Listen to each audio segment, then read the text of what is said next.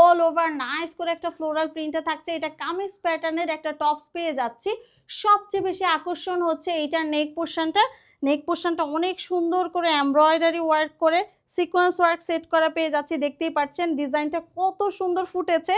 আর all over ড্রেসে ছোট্ট ছোট্ট করে এই এমব্রয়ডারি ওয়ার্ক সিকোয়েন্স ওয়ার্ক পাচ্ছি। আর এই টপসের লোয়ার পোর্শনটা তো মারাত্মক লেভেলের সুন্দর, দেখতেই পাচ্ছেন কত সুন্দর করে সেম ওয়ার্কটা করে দিয়েছে। আর কামিজের মতন এই কাটাটাও কিন্তু আমরা পেয়ে যাচ্ছি।